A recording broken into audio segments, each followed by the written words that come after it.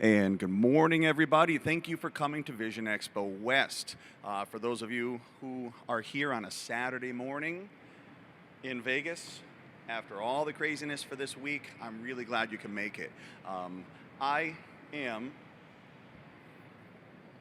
Dr. Arlen Aceto. I am an optometrist here, and I'm also, well, interestingly enough, I actually identify as an optician. And that's what we came here to you to talk about this morning. Now, I do have to apologize. When I originally came, my understanding is we had 15 minutes to talk. So my presentation may be a little shorter. That'll give you opportunity to go get some coffee, potentially. Oh, very good. I feel like he asked me to change how I hold it, so I guess I'm not a rapper. I always start these off with some type of a quote, and our one today is, if you dislike change, you're going to dislike irrelevance even more. If you don't embrace change, if you don't work with the times, you're going to become obsolete. And I think that's in all walks of life, but also in our profession. And things have changed in the eye care business over the last 20, 30, 40, 50 years. I would argue that things have changed more quickly now than in the entire 32 years that I've been in this profession.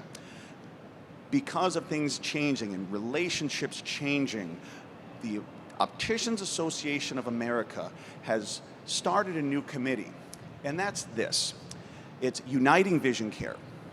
Uniting Vision Care is an initiative on behalf of the Opticians Association to incorporate all the major players in all of eye care, whether it's the ABO, whether it's opticianry, whether it's optometry, whether it's ophthalmology, because we are, in fact, stronger together.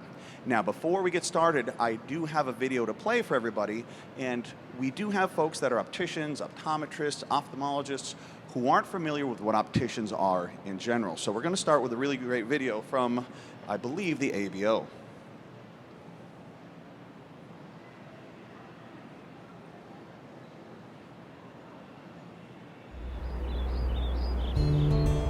Hello, doctor. I'm an optician. Not quite sure who I am? Well, don't worry. It's time I formally introduce myself. Our relationship is simple to explain.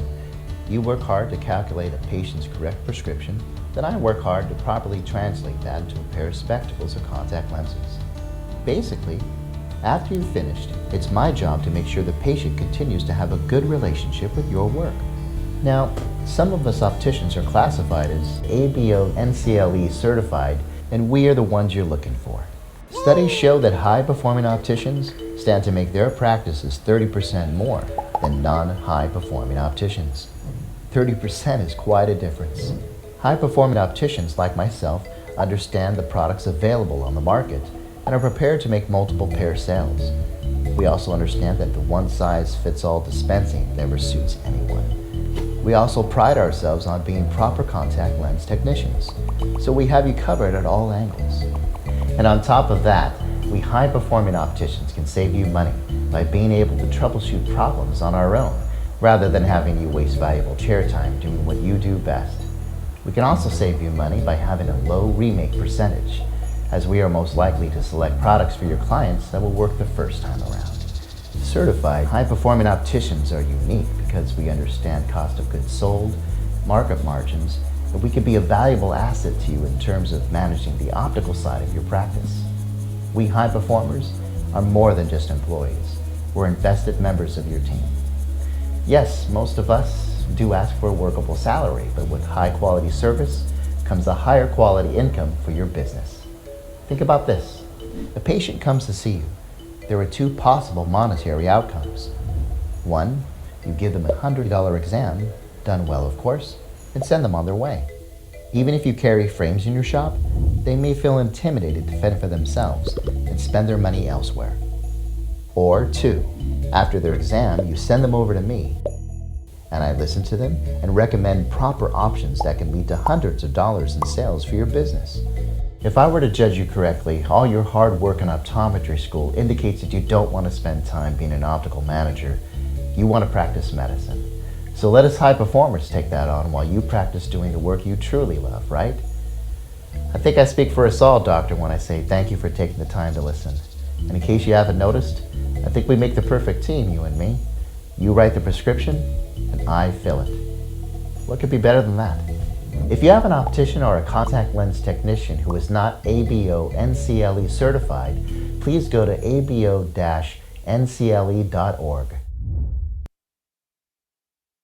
Thank you very much for that video that the ABO and NCLE put together, because I think this is a great resource that we can share on our social media. My job is to make college.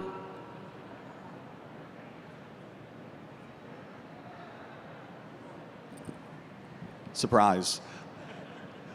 So this is, if we have state societies, if we have our own social media, feel free to, this is actually on YouTube, feel free to link to this, because our outreach to other O's, other eye care providers, is truly, truly important for us to both help the profession opticianry and to help their profession as well.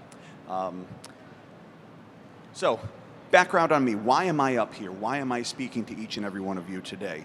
I started in 1987.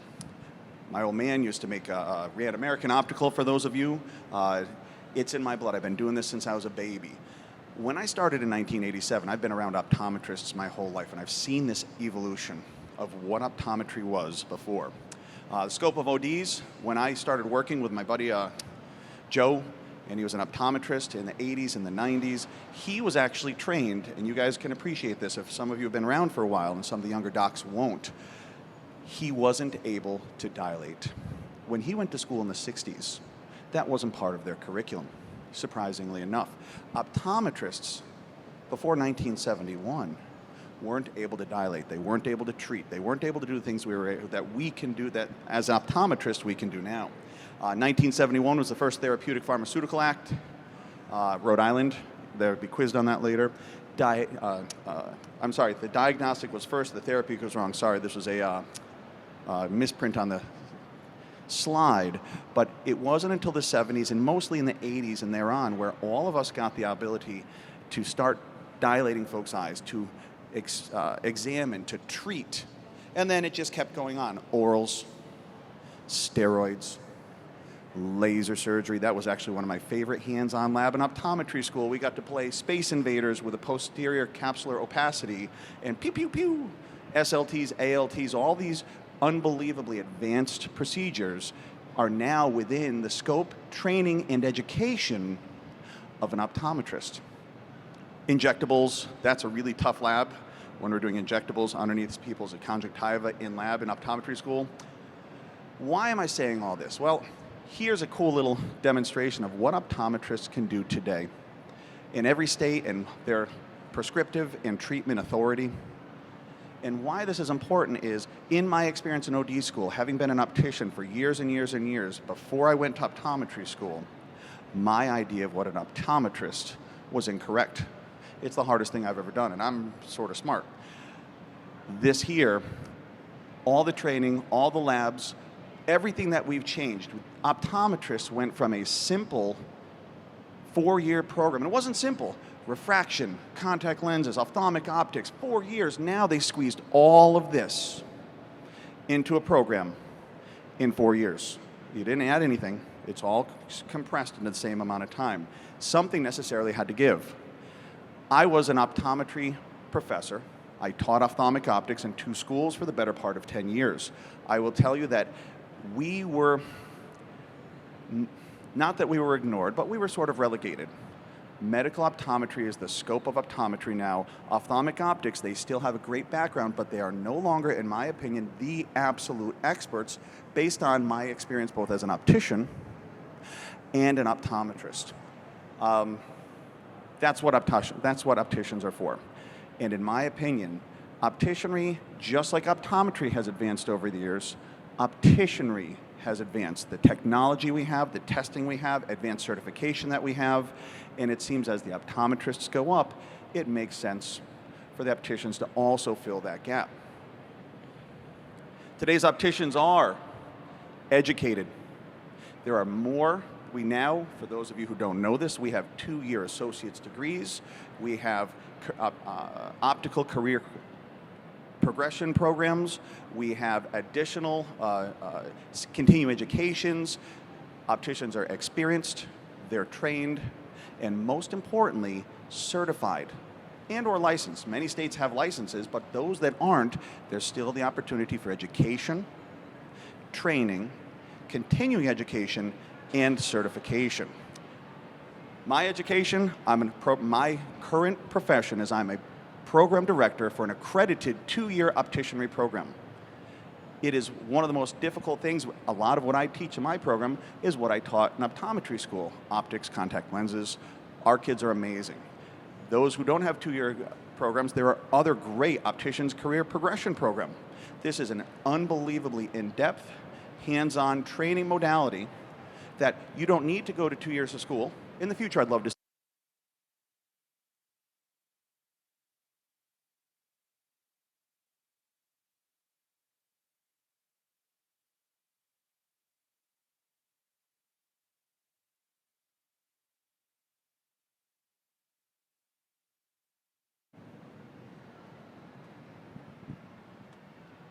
Check 1, 2.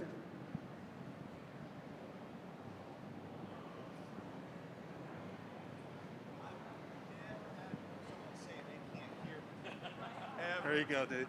Thank you, brother. Very good. So what I was going to say is with the 2-year accredited programs, the training available through the National Academy of Opticianry, there are so many opportunities for having the most educated opticians that will result in the most, the brightest folks. And there's other education, but these are the 2 big ones that are available. Certification. It's shocking to me how many ophthalmologists and how many optometrists don't know all the different ways and all of the certification that is available through our groups. We have folks at the American Board of Opticianry that are here today. They fight and work every single day to get the best certification exam there is. You can actually get basic certified by the American Board of Opticianry. Those who really know their stuff, they go and get an advanced certification. We actually have review classes here. I would welcome any of your staff, any of you, to please, basic certification is a great, great certification, but your people really know what they're doing if they're advanced certified. There's ABO Masters as well. There's extensive continuing education all throughout the country for opticians. What does today's optician need to know? Advanced optics, free form, specialized lens materials, thin films, blue blocking, AR, photochromic safety, quality standards. This is more than what we can generally do in optometry school, and I don't like I feel that having an optometrist try to teach on the job is not as good as having someone who has education, somebody who has training, somebody who has certification. I could get, in my state, Connecticut, I could get a $12 an hour tech, and I could teach him to bend a temple. I could teach him to do a PD, but they don't have the underlying knowledge, experience, or training to really, really do what they need to do. So how can we fix this? The 3 O's working together. If the 3 O's get together, there's no telling what we could do. In my experience, those have been around for a while, back in the 80s, ODs, and I know some of you know this, a lot of the ODs and opticians, they were not the best of friends. They would really go at each other. And the reason for that is optometrists at that time, there was a lot of overlap. There was a lot of overlap between what optometrists did. It was almost like a refracting optician. And what opticians did, a non-refracting optician. Now, what optometrists can do in the 21st century, it's a different creature altogether. There isn't as much overlap. There isn't as much strife and stress, and then there's not as much of a threat to the optometrists. Well, because of that, the 21st century optician also has more training than ever before, and they're better at what they do. My question to a lot of my OD friends is, you have CPAs do all your taxes. You have lawyers look at all of your legal documents. You have the experts in their field take care of what's most important for your personal and professional life. Your dispensary generally takes care of a large percentage of your entire gross in your practice. Why would you? I would submit that it's fantastic to have somebody who knows what they're doing, and that's their specialty. You want a specialist doing that part of your practice. Now, more cooperation support. Why would someone want to support opticianry at all? Well, if you're an optometrist like I am, one of the best ones is if you own your own practice, it makes financial sense. I have a lot of optometrists. They say, well, it's going to cost me more. Cost me more for my CPA than to have a teenager who took a few accounting classes. When you have a great, great person at the helm, they make more because they're worth more. They make more because they bring in more. If you have $1 million practice and a $500,000 dispensary, and you could add $100,000, $200,000, $300,000, what's a couple grand to pay them a little bit more? It is absolutely not an expense. It's not that you can't pay it, not that you can't afford it, you can't not afford it. We have higher revenue, better patient loyalty, better product knowledge, multiple pairs, fewer remakes, less chair time. My own personal exam, why I'm so truly dedicated to this is I've practiced all over the country. I've taught all over the country, opticianry and optometry school.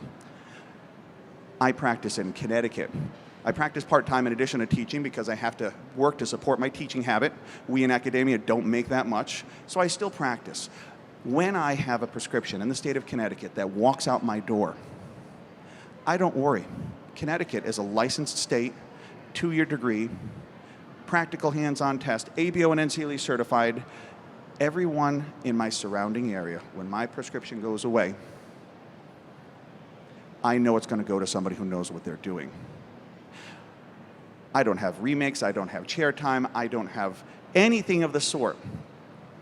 5 years I was in Illinois, helped the Chicago College of Optometry as their externship director and as their ophthalmic optics professor. I did moonlighting there. It was an abject dumpster fire. No offense, I spent about 15% of every single day doing RX checks. I can't see well. Your prescription was wrong. And in 95% of the time, they were simple issues. It was an adjustment. It was a measurement. It was a lack of education on how a progressive worked. The expectations weren't there. The reason I bring this up is there's no requirement in Illinois for certification or education. It's incumbent upon, one, all of us to get together to work on improving the education and requirements for all eye care providers, including opticianry, but also it shows the importance, in my opinion, of having folks be certified, be trained, and if everybody in that surrounding area that I sent to, all the corporates, all the optometrists, all the ophthalmologists, all the private practice opticians, if they were all educated, all certified, I would have never had those problems. Well, I think this overall helps the eye care profession as well. Why would us supporting optometrists, ophthalmologists, help supporting opticianry? How would that help the whole industry as a whole? I believe that supporting better education requirements and certification requirements helps the whole industry. I believe that it helps ensure better knowledge, better education, better patient experiences, more trust, and the better one is we get to work together. How many scope issues do optometrists have? A lot. We have to fight things, contact lens, scope, practice. What happens if there was another national group on the scene to help us out with those? And what happens when the opticians can help the optometrists? And what happens when we all have mutual interests? We can move the profession forward. I know this because in my state, in Connecticut, we have a license. And at one point, a group came in and wanted to change that a little bit. And the optometrists in our state came in and worked and actually helped steer the process of keeping our opticians at the highest level of practice. That wouldn't have happened 30 years ago. Things are changing. We have the opportunity to work together to help opticians, to help optometry, to help eye care in general, to pool our resources, to help one another, and to help our patients and our community. What groups are out there? For those of you who are not familiar, who are not opticianry related, there are some fantastic national groups out there. The American Board of Opticianry. It's an alphabet soup. Those who are optometrists, and we know the NAO, we know the AOA, we know the AAO. For opticianry, There's a whole host of these as well. And the American Board of Opticianry is the premier certification group. They are it. When you have certification, your opticians should have this. There is the Opticians Association of America. That is our national group. That's sort of like the AOA version for opticianry. I'm affiliated with the National Federation of Opticianry Schools. This is just like the American Schools and Colleges of Optometry. This is the opticianry version. And there's a National Association of Opticians. There are major national groups that are working, striving every day to improve and promote and advance the profession of opticianry. And these are the groups that will be working with our opticians to advance the scope, to advance the level of professionalism, and to help out the eye care industry. Our plan is we are going to, as the Opticians Association of America for our committee and the other major groups, we're going to continue and promote and expand our outreach to the other O's. A lot, initially to the ODs, on a national level, on a state level. This initiative is to help us work together. Right now, I just love this picture, so I always put it up because it's always entertaining. At the end, the take-home of this whole group, the take-home of this message is to promote not opticianry. It's to promote eye care. It's to promote the profession. It's to promote all of us working together to make it the best experience, and this is going to help our patients, our communities, and the entire eye care industry. We have challenges, but it's going to be working together is really how we should be doing it. It's time that all our eye care providers, optometrists, opticians, ophthalmologists, techs, all start working together better, and I think it's going to be better for everybody. So this was supposed to be a 15-minute procedure. It ended up being 30 minutes, so I've gone a little bit longer than the 15 minutes, but now you guys will have an opportunity to get coffee. We are Uniting Vision Care. We are the opticians, and we are reaching out to have each and every one of us work together to advance what we do, and I wanted to thank you very much for coming today to listen to us. Thank you very much.